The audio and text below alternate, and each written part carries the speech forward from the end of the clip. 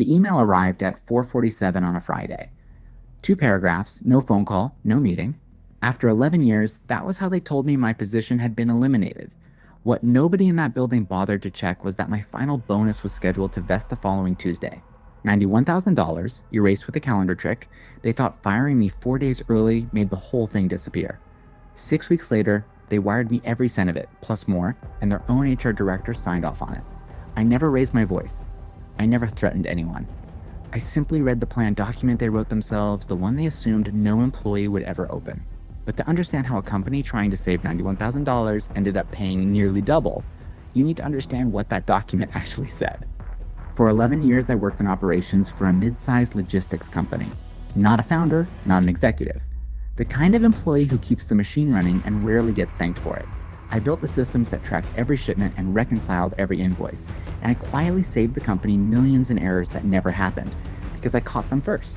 I was good at my job, and more importantly, I was careful. I kept records. Not out of paranoia, just habit. Every review, every bonus letter, every plan document they ever handed me filed and backed up.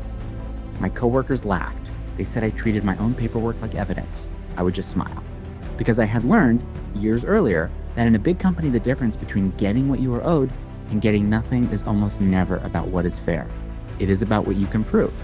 And I could prove everything. 3 years earlier, the company had rolled out a retention bonus program. The idea was simple.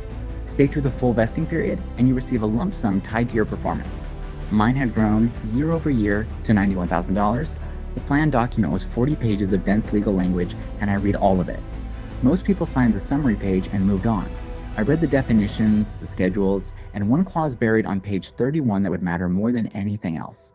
It said that if an employee was terminated without cause, the company retained discretion over the unvested portion. Discretion. That one word was designed to let them keep the money. But the same document defined, very precisely, what without cause meant and what the company had to do before that clause could apply. They wrote those rules to protect themselves. They never imagined an employee would use those same rules against them. That spring, the company brought in a new head of operations. Let's call him Dale. Dale arrived with a mandate to cut costs, and he made it clear, in his first week, that he saw people like me as line items. Not colleagues, numbers on a spreadsheet he had been hired to shrink. I watched him quietly. I answered his questions, handed over clean documentation, and kept my opinions to myself. But I noticed something. Dale liked speed. He liked making decisions fast so he could show results faster. And fast decisions in a company with 40-page plan documents are exactly how expensive mistakes get made. In late April, the rumors started. Restructuring. My department, first on the list. I did not panic. I did not update my resume in a frenzy. I went home, opened my files, and reread that plan document from the first page to the last. Because if they were coming for my bonus, I wanted to know the rules better than they did. The email came on a Friday afternoon in early May. My position was eliminated effective immediately. Badges deactivated over the weekend. A severance offer attached, modest, with a 2-week deadline to sign. And not one word about the retention bonus. Nothing.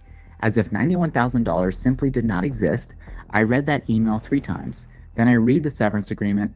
Buried in the release language was a line asking me to waive any and all claims to compensation, including bonuses, incentives, and deferred payments.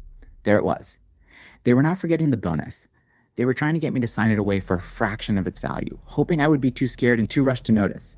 Most people would have. A sudden layoff is terrifying. You have a mortgage, a family, and a clock ticking. But I had the plan document open in another tab, and I already knew they had made a mistake. Here is what that clause on page 31 actually required. For a termination to count as without cause in a way that let them keep my unvested bonus, the company had to follow a specific process. Written notice in a defined form, a stated business reason documented, and, critically, the termination had to occur outside a protected window the plan created around each employee's vesting date. That window was 30 days. My vesting date was the following Tuesday, which meant my termination fell squarely inside the protected window the company had written into its own plan. Inside that window, the plan did not give them discretion. It gave me a right. If they terminated me without cause within 30 days of vesting, the plan required the bonus to be paid in full, as if I'd stayed. Dale, in his rush to hit a number, had fired me 4 days too early. He had triggered the one provision designed to stop companies from doing exactly what he was trying to do. I did not celebrate. I have seen people lose winnable fights by getting emotional and tipping their hand too soon. Instead, I did what I always did. I built the record. I printed the plan document and highlighted the protected window clause.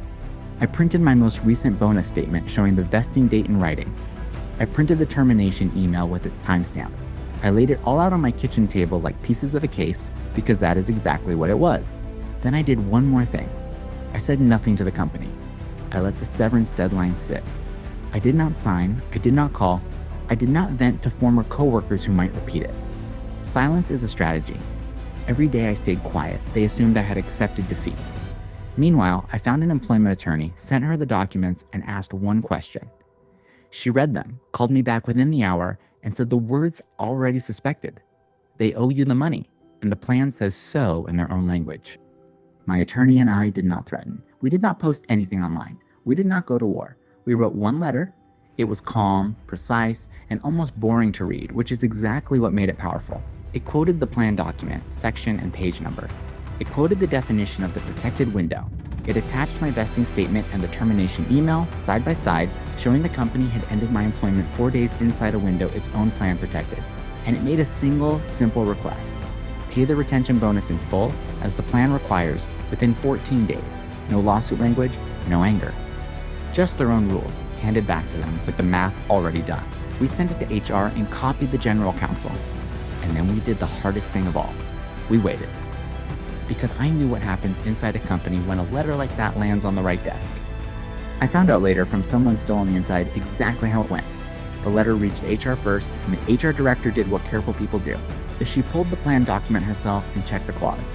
It took her about 20 minutes to go pale. She walked it straight to legal. Legal read it again, and reached the same conclusion my attorney had reached in an hour.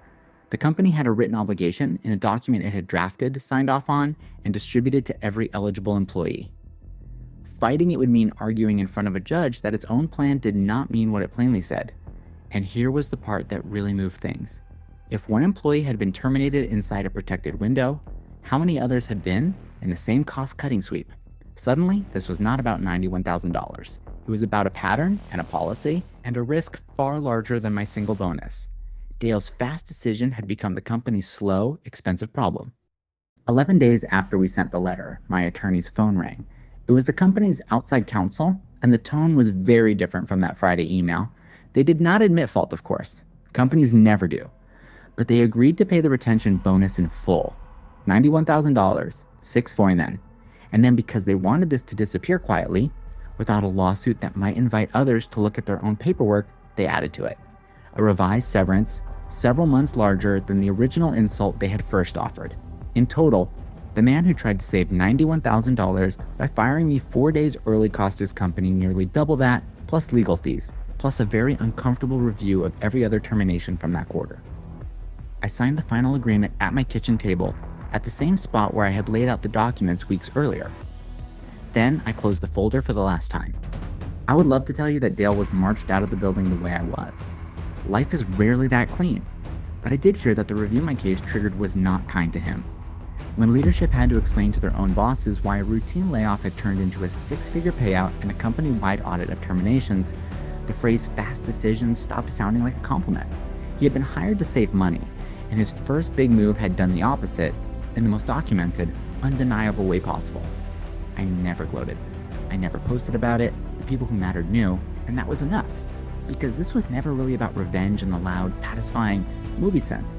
It was about a simple, quiet truth that too many good employees forget until it is too late.